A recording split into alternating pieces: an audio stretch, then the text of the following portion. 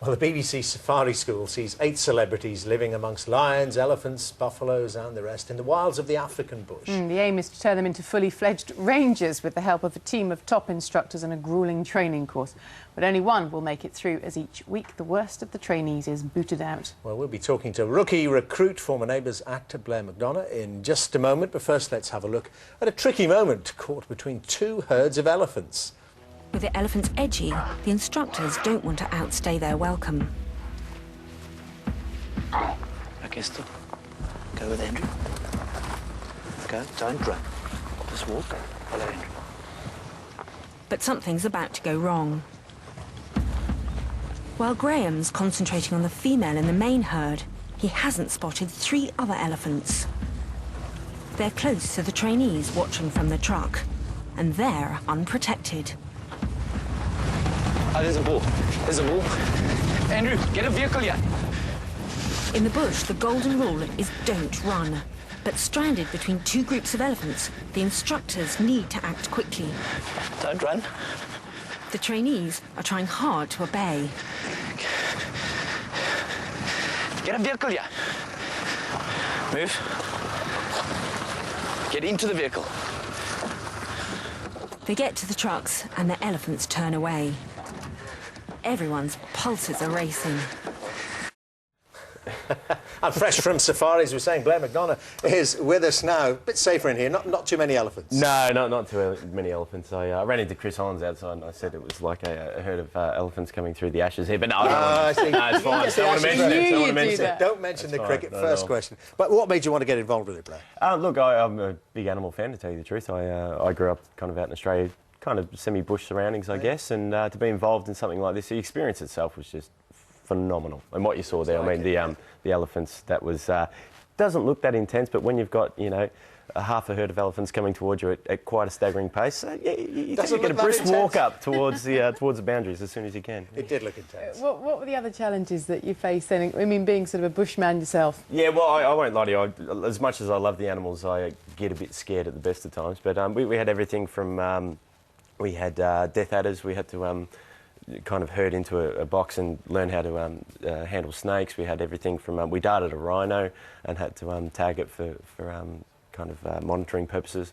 So everything, we monitored cheetahs, leopards, everything. It was just phenomenal. It was something that I'll never forget. How long were you there for, Blair? I was out there for a month. Wow. So this reserve where we were at, usually people go for 2 or 3 days and see some amazing things. We were there for a month and I saw probably more than any person that ever gets Africa can see. We've got a clip of that. Saw quite a lot of the rhinos. So let's just have you? Okay. take a little look at this. That'd be great.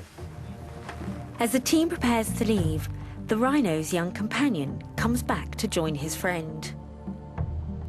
But there's about to be a drama. Ah, you're joking. With the large bull just starting to recover, one of the trucks won't start. Something's gone wrong with the other vehicle and it's really close. There he goes, he's getting up, he's getting up. It's hardly the time to get out and push. Man, this is all happening at once. Graham's group have no option but to risk it. They manage to get the truck going and hop back in as fast as they can. The recovered rhino, under anaesthetic just a few minutes ago, seems to take it all in his stride. Phew. Just when you got that started. Did you jump out and help push? Oh, No. Of course, yeah. I was just telling him how to push. So you're sitting in there, harder. Presumably an anaesthetised rhino gets pretty cross when he wakes up. Yeah, not the happiest animal when even when you put him down. I mean, that thing was, you know, probably the size of this whole couch. Yeah, how much did you say it weighed? It was about 2 tonne, that thing, I think, and just to hold its head, we had to hold it up while it was all getting monitored and everything, and it was, yeah, interesting. So we saw Carrie there from Fame Academy. Yes, Who else was out there with you? How did they all cope? They did well. Everyone, I mean, it was a bit foreign for a lot of people. Claire King had been to, who was out there as well. She's been to Africa a couple of times. We had Jamie Balch, Brooke Kinsella, Jan Leeming, Jan leaving from the celebrity. She can't get enough of the jungle, No, can she? no, she's enjoying it at the Never heard moment. of it. That's good. No. Gonna go and We live tried to leave her out there, but she kept coming back. But I don't know what happened. But we had Jeremy Sheffield as well. I've forgotten someone, Paul Usher. Okay. And we had a few people. And how did you all get on together? Yeah, look, it was an interesting thing, all living together. Especially we were in a house where we had no fences or anything like that. But at night time, as soon as the sun went down, you actually really didn't want to step outside. We had lines in our garden one night. We had giraffe walking across every second day.